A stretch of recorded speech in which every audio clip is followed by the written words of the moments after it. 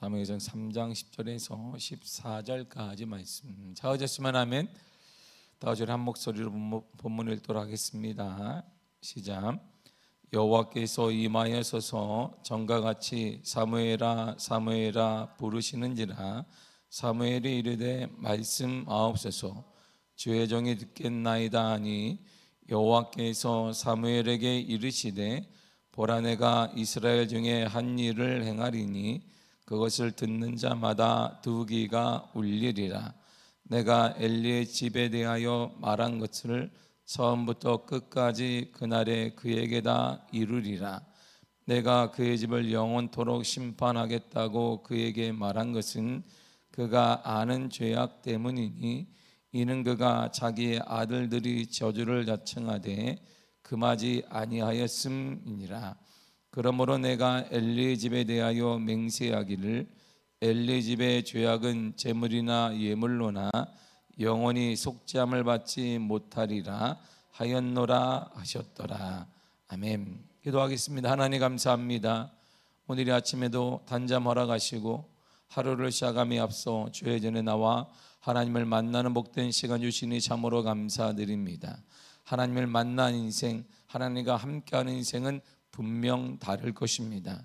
임마누엘의 축복을 함께 하시고 모든 성도들의 삶과 가정마다 하나님이 동행하여 주사 하나님의 거룩한 살아계심의 은혜가 나타나는 복된 은혜 허락하여 주옵소서. 불신앙과 어둠의 영들이 예수 이름으로 떠나가는 은혜도 허락하여 주옵소서. 이 시간도 우리와 함께 하시 하나님을 찬양합니다. 예수님의 이름으로 기도했습니다. 아멘. 어린 사무엘에게 하나님은 비밀을 말씀하십니다. 이 비밀은 일반적인 내용도 아니고 당시에 가장 존경받는 제사장 가문에 대한 비밀이고 바로 아론의 후손이었던 엘리 가문에 대한 하나님의 심판에 대한 내용이에요. 어린애들에겐 어린아이의 얘기를 해야 되거든요. 우리가 이 어린아이를 두고 국가적이고 세계적인 무슨 안보와 국가의 무슨 남북에 대한 문제를 막 얘기해 심각하게 침을 튀겨가면서 총선이 어떻게 되겠니 막 얘기한다면 애가 깜빡깜빡 거릴 거예요. 근데 지금 그 얘기를 하나님이 하시는 거야. 어린 사무엘에게 거기에 맞는 이 어린 사무엘에게 얘기하는 건 딱 맞는 게 뭐냐면 엄마 보고 싶지 이렇게 해야 돼요. 어릴 때부터 떨어져 있었단 말이에요. 간간히 예배 때마다 엄마가 올라와서 옷 해주고 그게 끝이었어요. 얼마나 엄마에 대한 애착이 강하겠어요. 아빠도 보고 싶을 거예요. 소문을 듣자니 동생도 낳았다고 하는데 근데 그 어린 사무엘에게 좀만 있으면 엄마가 올 거다 아빠가 올 거야 힘을 내라 그래야 되는데 하나님께서는 너무 거창한 얘기를 아론의 자손에 대한 멸망에 대한 얘기를 하나님이 하시는 거예요. 본문의 12절을 보세요. 시작. 내가 엘리 집에 대하여 말한 것을 처음부터 끝까지 그날에 그에게 다 이루리라. 아멘. 남의 집 얘기를 하겠다는 거예요. 그 남의 집 옆집 사는 사람 얘기가 아니에요. 자신을 그나마 키워주었고 신앙교육을 시켜주었던 당시 가장 존경받는 엘리 가문 엘리 집에 대한 얘기입니다. 비밀로 엘리 가문에 대한 것입니다. 근데 그 내용이 주님 뭐라고 하시냐면 다 이룰 것이야 이랬어요. 내가 말한 모든 것들은 다 이룬다. 구체적인 비밀의 내용이 뭐냐니까 14절이에요. 있습니다. 시작. 그러므로 내가 엘리의 집에 대하여 맹세하기를 엘리 집의 죄악은 제물로나 예물로나 영원히 속죄함을 받지 못하리라 하였노라 하셨더라. 아멘. 잘 들어라 사무엘아. 엘리 가문의 그 죄는 속죄함 받지 못한다. 그가 애를 쓰거나 향기나는 제물을 드리든 헌신이 담긴 예물을 드리든 그가 뭘 하든 열심을 품든 뭐하든 이제 그는 속죄함 때가 늦었다. 내가 많은 그의 기회를 주었는데 그가 그때 돌이키지 않았기 때문에 그는 속죄함 받지 못해. 그의 가문이 반드시 하나님의 내 징벌의 대상이 된다라고 말씀하십니다. 이유가 뭘까요? 왜 하나님은 이렇게 뜻을 잡아? 사랑의 하나님이고 물론 공의의 하나님이긴 하지만 하나님은 사랑의 하나님이세요. 우리를 너무나 사랑하셔서 우리에게 기회를 허락하시고 선지자를 계속 허락하셨습니다. 사람들의 마음이 강팍해졌어요. 그래도 하나님의 선지자들을 계속 보냈습니다. 그럴 때마다 사람들은 우리의 귀를 귀찮게 만들고 양심의 가책을 주는 선지자들을 돌로 쳐 죽여버렸습니다. 보냈지만 이들이 아무런 대답이 없었어요. 그래서 말라기 후 400년간 아무런 우리가 말하는 중간기 암흑기를 맞이하게 됩니다. 하나님의 종들을 보내는데 반응이 없는 거예요. 나중에는 이들이 돌을 들거나 이들이 화가 나서 그들을 죽여버린 일이 일어나게 되니까 마지막으로 하나님이 그들을 심판한 것이 아니라 하나님께서는 내 아들을 보내면 그들은 죽이지 않을 것이다. 그래서 그 말라기 후 400년 후에 예수 그리스도가 이 땅에 오신 것입니다. 하나님이 이런 분이에요. 그런데 하나님 오늘 본문에서는 나는 돌이키지 않는다. 바로 가장 존경받는 엘리 가문, 아론의 후손이 그 가문은 완전히 내가 징벌할 것이고 그가 헌신하든 향기하는 예물을 드리는 상관없이 그의 집은 반드시 이루어질 것이다. 이렇게 말해요. 그 이유가 바로 여기 있어요. 자, 13절을 보세요. 시작. 내가 그의 집을 영원토록 심판하겠다고 그에게 말한 것은 그가 아는 죄악 때문이니 이는 그가 자기의 아들들이 저주를 자청하되 금하지 아니하였음이니라. 아멘. 하나님께서 엘리 가문을 영원히 심판하시겠다라고 했던 이유가 뭐냐면 죄악 때문이에요. 다 아는 죄악이라는. 너도 안다 사무엘아, 어린 사무엘, 너도 알고 나도 알고 사단도 알고 그도 안다. 그리고 이스라엘 백성들도 안다. 그 죄악 때문이잖아요. 그 죄악이 뭐냐면 엘리에게는 두 아들 험리와 비느하스가 있는데 같은 제사장, 그러니까 제사장 가문이 역할을 감당하는 것이니까. 신성모도 그랬습니다. 하나님의 제단과 예배법을 완전히 버렸어요. 자기 생각대로 예배를 막 드렸습니다. 그리고 재물도 취하고 하나님께 드려야 할 재물도 취하고 여성도 취하는 일이 우리는 일어나게 되었습니다. 그리고 가장 심각한 죄가 하나님이 심각한 죄로 모았던 게 뭐냐면 험리와 비느하스 죄를 범했다, 이게 아니었어요. 이스라엘 백성이 알았다, 이게 아니었어요.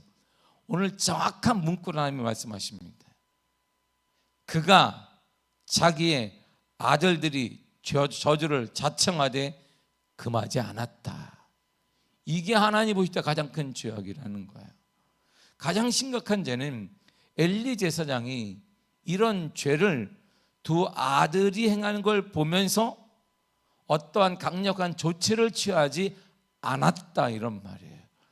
우리의 자녀들이 하나님을 떠나가는데 강력한 조치를 취하지 않은 것, 그게 큰 죄다, 이렇게 말하는 거예요. 하나님 보시기에는 우리의 사랑하는 자녀들이 하나님을 떠나고 마음을 떠나고 하나님께 멀리 가는데 그런가 보다라고 가만히 있었던 것, 이런 거야. 우리의 다음 세대가 세상의 성공이라는 걸 쫓고 하나님을 떠나고 있는데 가만히 있었던 그게 큰 죄악이야, 이렇게 말씀하시는. 우리 자신들을 보세요. 믿음의 성공을 원하십니까? 세상의 성공을 원하십니까? 우리 자신의 답이 벌써 우리에게는 있습니다. 이 제사장 엘리를 하나님은 탓하는 게 아니고 우리 자신에게 지금 답이 나와 있는 거예요. 세상의 성공, 세상의 기호, 세상의 문화, 세상 것을 추구하는 것 오케이인 거예요. 이것 때문에, 믿음 때문에 그거 버릴 수 있느냐? 안 된다는. 우리가 안 말릴지 모르겠습니다. 우리의 최대의 관심은 우리의 자녀들이 믿음의 욕심을 넣고 믿음의 헌신을 하는 것이 아니라 세상의 욕심과 세상의 성공과 세상의 연봉과 세상의 취업과 세상의 진학과 이런 것에 깊이 관심이 있는 거야. 이게 엘리입니다. 엘리는 성경에 있는 게 아니라 우리 자신들이에요. 근데 하나님이 가장 그걸 싫어했다는 거야.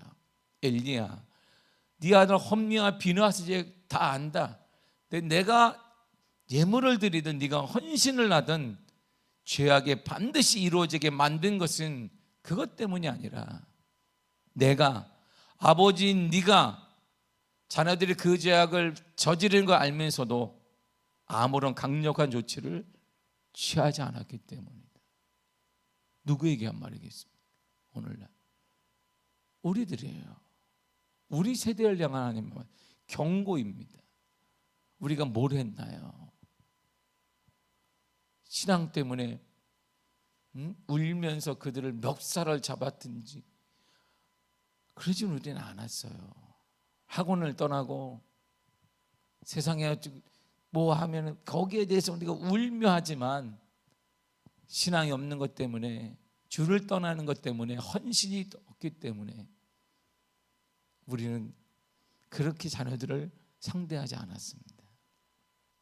그래서 아마 우리 다음 세대가 힘이 없는지 모르겠습니다. 근데 그 문제의 답을, 책임을 하나님은 엘리에게 물었듯이 우리에게 묻겠다는 거예요. 대단히 무서운 말이에요. 정말 이게 대단히 무서운 말입니다. 그런데 이런 저주의 말씀을 좀 성숙한 사람에게 해야 되는데 어린 사무엘에게 하신 거예요. 하나님께서 어린 사무엘의 무엇을 보시고 이렇게 말씀하신 걸까요? 본문의 10절을 보세요. 10절을 보겠습니다. 시작. 여호와께서 임하여 서서 전과 같이 사무엘아 사무엘아 부르시는지라 사무엘이 이르되 말씀하옵소서 주의 종이 듣겠나이다 하니. 아멘. 보세요. 자, 갑자기 하나님이 사무엘아 사무엘아 말씀하셨더니 사무엘이 말씀하옵소서 주의 종이 듣겠습니다 이랬어요. 근데 그거 예전에 하나님이 몇 번 불렀는데도 그는 엘리한테 갔어요. 저 불렀어요 제사장님? 그러니까 나 안 불렀다 그랬어요. 어떻게 사무엘이 갑자기 이렇게 이런 대답을 할 수 있었을까요? 대답을 하라고 누가 시킨 사람이 있어요.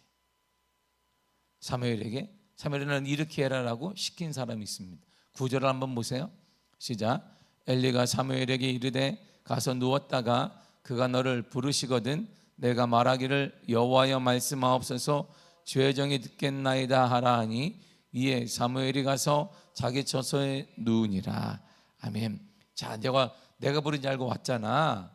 근데 이제는 너 똑같이 너를 부르거든. 이렇게 말 나한테 오지 말고 이렇게 얘기해. 딱 그다음 일어나. 그래서 여호와여 말씀하세요. 주의 종이 듣겠습니다. 이렇게 말해라. 그랬더니 예 하고 가서 그때 또 다시 누우려고 그랬더니 사무엘아 사무엘아 그러는 거야. 사무엘이 똑같이 엘리 제자가 가르쳐 준 대로 일어나서 여호와여 주의 종이 듣겠습니다. 이렇게 말했어요. 자 보세요. 사무엘을 보세요. 카피를 잘하잖아요. 카피하는 걸 배운다 이런 말. 배움의 자세를 보세요. 사무엘이 배운다는 것은 낮추는 것입니다. 겸손한 거예요.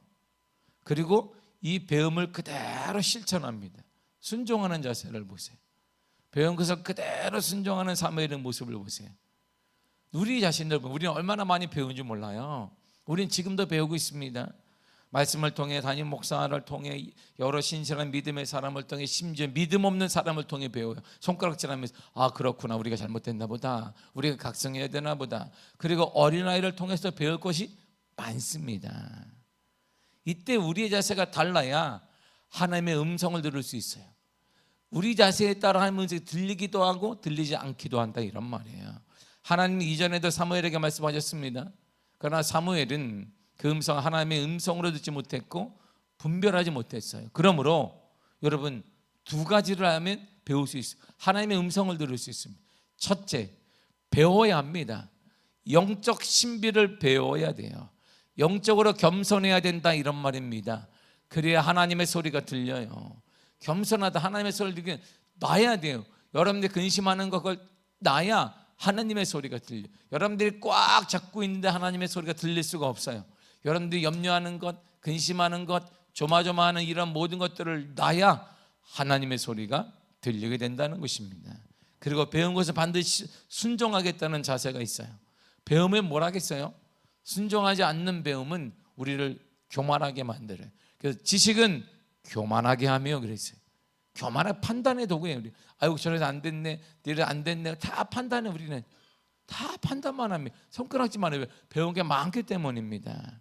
우리가 배웠던 것은 어떤 손해나 피해가 있더라도 반드시 순종하겠다는 결연한 의지와 순종의 마음이 있어야 돼요. 주님은 저와 여러분들 이렇게 말씀하셨습니다. 신명기 11장 1절을 보세요. 시작. 그러니 내 하나님 여호와를 사랑하여 그가 주신 책무와 법도와 규례와 명령을 항상 지키라. 아멘. 보세요. 책무, 법도, 규례, 명령. 지금 말하면 딱 한 말씀이에요. 뭘 어떻게 해라? 지키되 뭐 하라? 앞에 항상. 지키되 어떻게 지키나? 항상. 네가 손해가 나도 지키고, 너가 사람들이 뭐라고 해도 지키고, 형편이 좋지 않아도 지키고, 아파도 지키고, 어떤 잘 돼도 지키고 잘 안 돼도 지키라, 이런 말이야. 하나님의 말씀이 이렇게 지키는 것입니다. 내 형편에 따라 지키는 게 아니에요. 우리의 감정에 따라, 우리의 모든 살아가는 거에 따라, 기분에 따라 지키는 게 아니다, 이런 말입니다. 하나님의 말씀은 지키되 항상 지키는 거예요. 이런 자세가 있어야 하나님의 소리가 들려요. 보세요. 사무엘이 한 말이 여호와여 주의 종이 듣겠습니다. 이 말이 뭘까요? 어떤 말씀을 하시든 듣겠다는 거예요. 어떤 말씀을. 그때 하나님이 하시는 말씀이 엘리 가문에 대해서 말하는데, 그 가문은 어떤 헌신과 예물을 가져온다 할지라도 용서받지 못한다. 그 이유가 엘리가, 이런 말, 엘리가, 아버지라고 하는 엘리가, 기성세대인 엘리가, 다음 세대가 하나님을 떠나고 죄를 범하고 있음에도 불구하고 어떤 조치도 취하지 않았기 때문이다. 이 메시지는 우리 세대에, 저와 여러분과 기성세대에 강력한 하나님의 도전이며 책망입니다. 수많은 다음 세대에 대한 얘기가 나오는데, 국민일보에서 이번에 미국 크리스찬들을 다 조사를 했어요. 그래서 참된 신앙은 어떻게 가졌느냐니까 가정에서 가졌어요. 신앙의 성숙은 어디서 가졌냐 했더니 교회에서라고 그랬어요. 이게 교회에서 가진 게 아니에요. 교회에서 1시간 예배를 통해 모시는, 그럴 수 있습니다. 할렐루야. 어린아이들이 어릴 때 가졌던 근원이냐면 가정이라는 거예요. 엄마 아빠를 통해 신앙을 배웠고, 신앙의 성숙은 교회에서 가졌다. 이게 미국의 통계가 이번에 나온 거예요. 한국 그런 통계를 안 내니까 아마 똑같을 거예요. 누구에게 달려있는데요? 우리 세대에 달려있던 거예요. 그래서 이 경종을 울리는 엄청난 하나님의 말씀입니다. 저와 여러분 세대를 향한. 엘리 가문이 왜 멸망했고, 제사장 가문님이 구별된 그 가문 하나님 왜 책망하셨는가? 이유는 딱 하나예요. 엘리야, 기성세대인 여러분들이요, 너의 다음 세대가 하나님을 떠나고 하나님을 무시하고 하나님을 예배하는 자리에 없음에도 불구하고 아무런 조치를 취하지 않았기 때문이다. 조치를 취하지 않았을까? 했을 거예요. 엘리가 그러면 안 된다 몇 번 말했을 거예요. 몇 번. 그러면 절대 안 된다 생각날 때마다 했을 거예요. 그런 거 말고 싸움하듯이 생명이 있음에 우리는 그러지 않았던 것이 우리 세대의 가장 큰 책무이, 큰 실수이고, 아마 저를 포함해 우리 세대는 하나님 앞에 이러한 심판을 받게 될 것입니다. 이게 오늘 메시지예요. 우리가 하나님을 사랑하는 방법도 신명기서에 있는 것처럼 똑같습니다. 하나님을 어떻게 하나님을 사랑하는 자는 무엇을 하는데요? 요한일서 5장 3절이 이렇게 말합니다. 시작. 하나님을 사랑하는 것은 이것이니 우리가 그의 계명들을 지키는 것이나 그의 계명들은 무거운 것이 아니로다. 아멘. 하나님을 사랑하는 게 뭐예요? 그의 말씀을 지키는 거예요. 하나님의 말씀을 순종하는 것입니다. 사랑하는 성도, 우리도 순종하고 우리 다음 세대에도 하나님 말씀이 주인 되어지고 하나님 말씀이 살아 역동하는 놀라운 세대가 다시 일어나기 위해서 기도해야 합니다. 우리의 가정을 안고 기도해야 됩니다. 여러분의 자녀들을 안고 우리의 세대, 다음 세대, 또 다음 세대를 안고 저와 여러분이 기도해야 됩니다. 이것이 우리의 해야 될 일이에요. 이것을 주님이 저와 여러분들에게 원하시는 것입니다. 그 은혜가, 그 하나님의 그 마음을 우리가 알아차리고 무엇을 해야 될지, 이제 우리는 나 자신의 신앙 때문에 고민할 그때가 아닌 거예요. 우리 신앙 하나 때문에 내 감정 하나 못 따라서 이런 것 때문도 아닌 거예요. 내 작은 고난 하나 못해서 막 이렇게 엉석부리 하나님 앞에 이렇게 할 때가 아니란 말입니다. 이제 우리가 품어야 될 것은 우리의 다음 세대와 또 그 다음 세대를 품고 그들을 위해 기도하며 눈물을 흘리는 그러한 은혜를 우리가 가져야 합니다. 우리가 기도하고 눈물을 흘릴 때 다음 세대가 살아날 것입니다. 살아내야 합니다. 다시 반드시 일어나야 되는 것이에요. 아니면 저를 포함해 우리 세대는 하나님 앞에 섰을 때 책망받을 것이, 엘리가 책망받았듯이 주와 복음을 위해 살았던 사랑하는 성도 여러분, 이 새벽에 나오는 분들은 특별한 사람이에요. 아무나 나오겠습니까? 기도의 사람, 하나님의 은혜를 사모하는 자만이 새벽에 나올 수 있는 거. 할렐루야. 아무나 못 나와요. 그렇다면 우리가 기도해야 돼요. 여러분의 자녀뿐만 아니라 우리의 다음 세대를 위해서, 한국의 다음 세대를 위해, 그 다음 세대가 주를 떠나지 않도록, 죽게 돌아오도록, 참된 소망이 예수님께 있도록, 예수님께 참된 소망을 품도록 우리가 눈물로 기도할 때 하나님이 저와 여러분들을 기뻐하시고, 우리가 하나님 앞에 섰을 때 칭찬 듣는 그런 은혜를 경험하게 될 것입니다. 여러분들, 엘리 한 사람을 통해 그 가문이 멸망을 당했다면 사무엘 한 사람을 통해 이스라엘은 흥황했습니다. 우리 한 사람을, 여러분 한 사람을 통해 우리 미아교회가 흥황하고 여러분 가정이 회복되어지고 자녀들의 은혜가 넘쳐나며 우리의 또 다른 다음 세대가, 주위에 있는 모든 다음 세대가 우리 기도를 통해 주께 나오는 믿음의 역사가 임하게 될 줄 믿습니다. 우리의 기도는 힘이 있습니다.